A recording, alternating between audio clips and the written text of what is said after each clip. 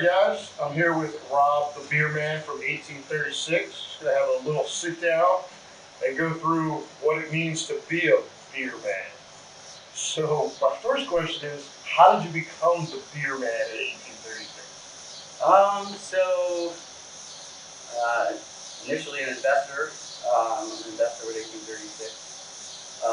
And it's always kind of been a dream of mine to kind of have a local establishment, a place that I can walk to and just drink the things that I like.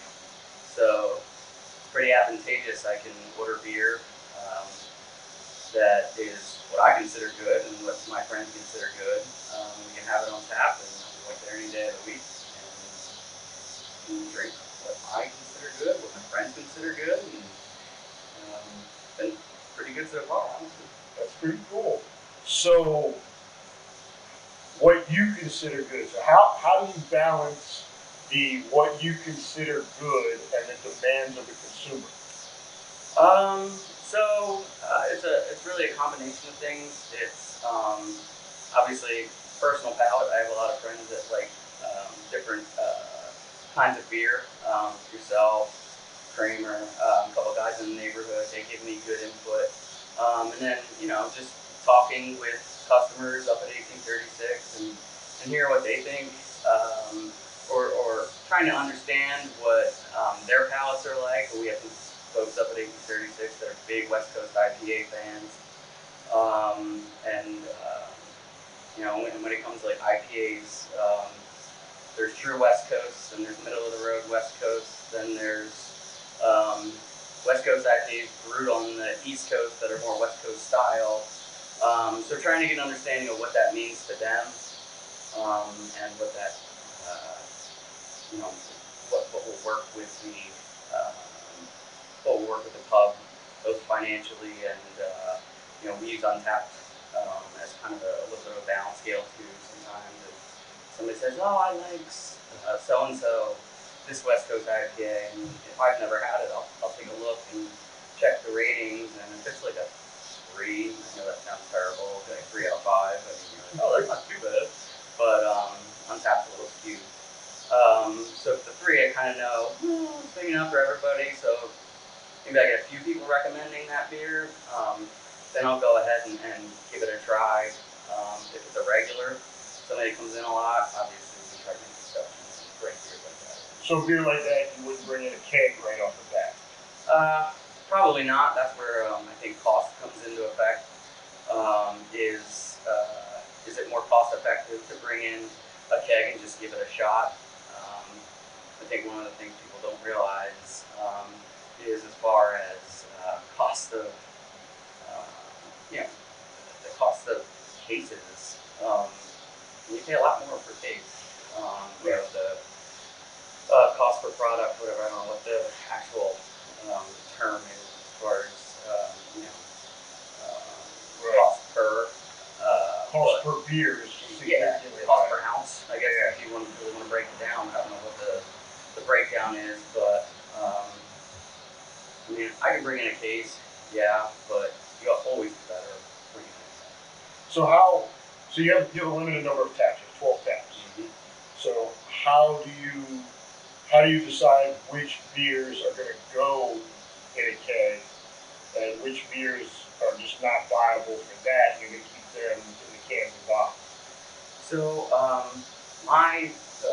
personally, my theory and my plan is we try to stay as local as possible. We start Loudoun County.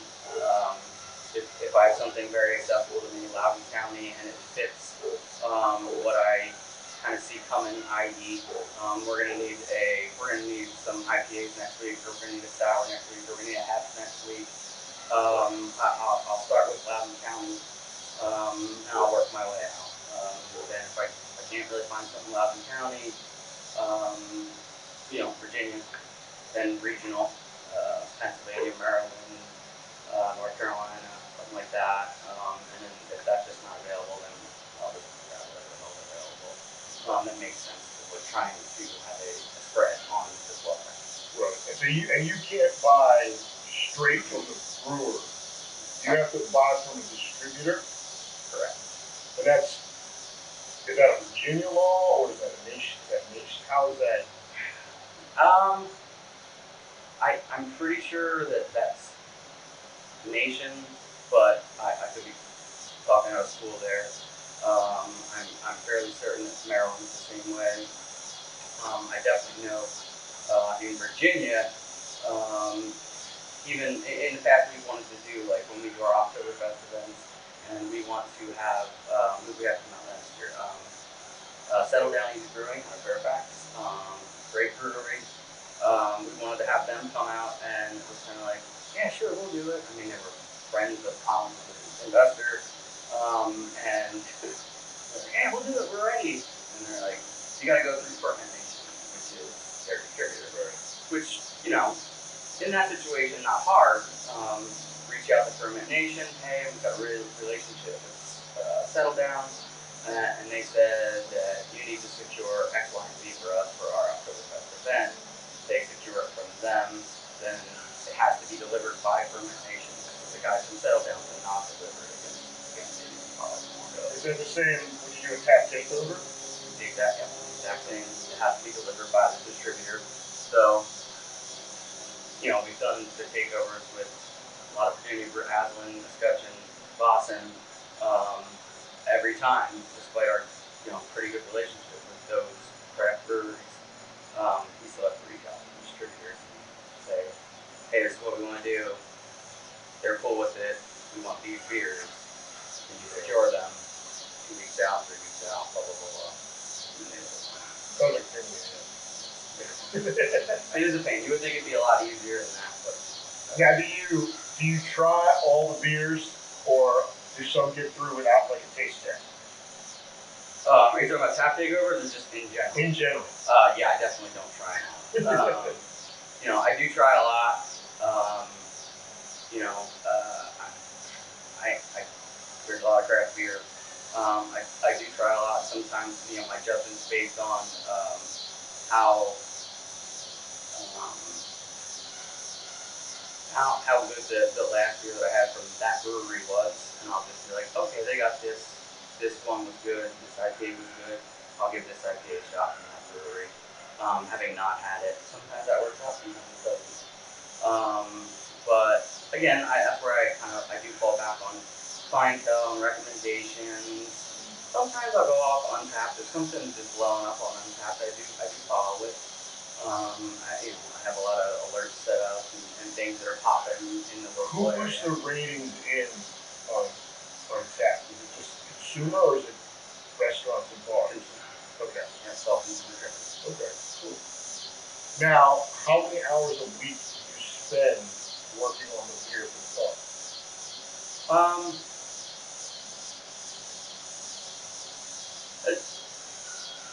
It varies. Probably not too much. I mean, max an hour or 2 a week. Okay, so it's not a huge commitment of time. It's not. When we take overs and stuff like that, it picks up a little bit more. Oktoberfest events and stuff like that, it picks up a little bit more. When inventory's oddly low, or when a distributor accident, screws up and it happens, and they deliver, the wrong keg, or they did deliver a keg and we were like, oh, well, you have 2 IPAs and we don't have any getting ready to go on, and we're expecting 2 IPAs today. We're a small establishment, 12 taps. Our cooler can only hold 15 to 18 kegs reasonably. That's not a lot. So sometimes it can be a little bit of a hassle, but the bigger nightmare is when I overorder or I forgot that I pre-ordered, and we have special orders come in, and then there's no room in the freezer, and the chef gets mad because he's got no room. So you share the freezer with the food? Right now I have to share the freezer with the chef. Is that changing? Yeah, hopefully, yes. With the expansion? Yeah. Very cool. So we're gonna get another cooler, and I get a beer cooler with a little bit of room for chef, but chef gets the room cooler. Okay. Very cool. Now, when you go, say you go to a brewery and you drink a bunch of beer, do you get to write that off as a deduction for work? As market research? There's been a few times where GM has been cool with that. I don't push that because I drink a lot of beer. I like to do a lot of things, try a lot of different things. But he's pretty, he's cool. I mean, he knows that this is my hobby. This is what I like to do, and he knows that I bring that passion to the pub. Yeah. Like we've had like Bear Chase and Harvard Ferry, some of these local establishments. Aslan is a big one. We just tried it last time. We got a takeover with them. They're, one of the ones I like. Vale Brewing, we bought them in for Oktoberfest last year, just based on me just trying their beers. And, he knows that there's a price with that, but it also draws people with good beer. Right. Comes with a reputation. So. Now, do the brewers or the breweries do they try and win you over to a beer? Sometimes. The interesting thing with us being out in Lovettsville is that, we're truly out in the middle of nowhere. Like, this is a hall. Like, if you think about Loudoun County, we are probably one of the furthest craft beer pubs, bars, restaurants, out, we're on the Western Territory, Northwestern Territory of all of these distributors. And there's a few breweries, i.e. Detroit and the back in Percival and Winchester isn't Loudon, but some of those guys will trek out here once in a while, but for the most part, the distributors don't come out. And that's fine, I understand it. It's a haul for those guys. We have a couple relationships with a couple of breweries, probably more than distributors. They'll come out and they'll be like, hey, try these beers. And they'll let me sample some and be like, what do you think? Okay, here we go. Well, we'll get back to you. So how many, it sounds like there's not like just one distributor who does the bulk of it. It sounds like you have to deal with several different distributors. Yeah, I honestly can't count at this point. And truthfully, I'm probably missing out on so many of them because there's a lot of smaller ones. And like we've had over the 3 years in operation almost, we've had some relationships with some of the smaller ones, or some of the ones that were further down in the Lake Richmond area, or maybe a little further south. Those distributors that pick up the Richmond beers and stuff like that. And we still have a relationship with them, and we still do business with them. But the business is not as fluid. We don't order from them as much. They were kind of like, again, all the way out in northwestern Loudon. They kind of cut our delivery days down to, we used to be like once a week, now once every other week. Now it's like, well, order in advance and we'll let you know when we get it out there, which is kind of a struggle. So, the big Bubba's, the premium, top of lines, Casellas, those are just like some of the 3 of the bigger ones that we order from. The other one, Virginia. But so those guys, we do a little bit more business from, so it does kind of narrow the list down a little bit. But I do try and go outside every once in a while and make the exception. Right. Well, and you don't have the 12 taps, but you keep quite a selection in cans and bottles. Does that all come through the distributors too? Everything has to come through a distributor. So if you find a beer that you like, you've then got to be able, what do? You call the brewery and ask them who their distributor is, or is there someone you can search to see who the distributors are that have it? Are there multiple distributors that you could possibly get a beer from? No, so yeah, there's quirks to that, but for the 90% answer to that is no. So if there's a beer that is being sold in the Shoe Lounge, there's only one distributor that will sell that beer. So you can only go through that distributor. If they have a distributor, you can only go to that distributor and get it. Like I said, there's a couple times where that doesn't work that way. But as far as like bottles and cans go, I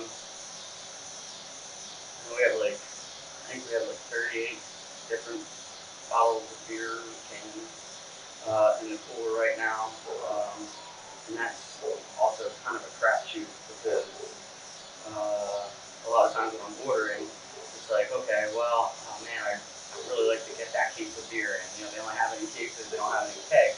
So I'd really like to get that case of beer in. But they have like a minimum order. Like you have to order a minimum amount of beer, price-wise, usually. So it's like, all right, I want that case of beer that I really want. Give me a sixth of that.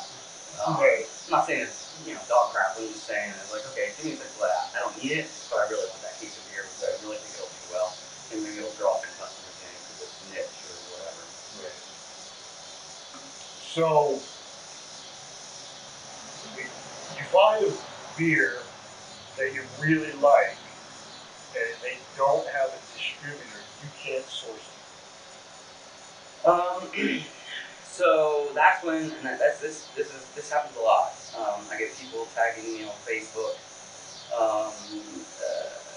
sending messages, and locals that know me, they'll send me a picture of a beer that they had, or they're at a brewery out in Wisconsin, and they're like, you gotta get this. And I will. I'll send the brewery an email or a message and be like, you have distribution in Virginia. And if they do, then I'll reach out to the distributor and say, so just because they have distribution in Virginia doesn't even mean that they will deliver all the way out to Russellville. So there's like You're not going to drive and go get it for us? So I can, and I have. I've done that before where I've driven down to distributors and picked up sought after beer. So we can do that. I think the distributors feel like that's more of a pain in their butt, believe it or not. So I have done that. We can do that, but a lot of times, if it's distributed in Virginia, I don't want to put a number on it, but it's a high chance that we probably can get it. If it's one of the bigger distributors, we can get it out to us. I think a good example of that would be you guys just did on one of your seconds of the show, you did a last brewing, right? I've reached out to those guys 2 out of the last 3 years, and we've got a lot of requests for them, their beers, and they're trying to get out to Virginia. They're like, we're working on it. We're working on it. Well, So, can you, being in Virginia, can you buy beer from like a distributor based out of Frederick, Maryland? no, Really? has to be in Virginia. They have to be in Virginia. So I guess Virginia wants their tax money. Yeah, and I know if you talk to the Maryland distributors, it's frustrating to them too. So I've talked to them on the phone. And I'm like, no way around this. So like somebody like the Casella distributor has a couple of the Maryland breweries. So that people in the Maryland breweries in like Frederick, close in, that people obviously venture out to, and they're like, oh, you had this, you had that, and I'm like, yeah, I think we can get that. Talk to them, can we give you that? Right. Yes, we can get you that. So it works out sometimes, but honestly, more times than not, it's people sending crazy beer from a place in Texas. And I'm like, I can pretty much guarantee you there's no way we're getting that. So if somebody wants a beer to make work for you, they should Facebook message you which beer they want. They can Facebook message us at 1836. We have an Instagram at 1836KT. We have a Twitter. I don't know what it is. We have a Twitter. I don't track it, but it'll get to me. So there's multiple ways to ask, and I do try. I mean, honestly, I definitely spend a few minutes every week trying to find beers for people. I'm constantly sending emails out to try and get things in and try and make things work. It's most people don't understand that it's not for me. It's up to the wall. Right. So it's not for lack of trying. Sometimes it's just isn't going to happen. Yeah, I'm just as pissed off as everybody else is. I love to get new stuff in, stuff that people haven't tried, and make it that much more unique. But there's limits. How long have you been the beer man? Since we've been open, 2000.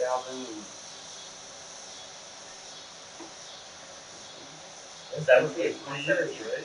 October Yeah, 17th. that first Oktoberfest. Yep. Yep. So coming up on 3 years. Yep. So since the beginning, it was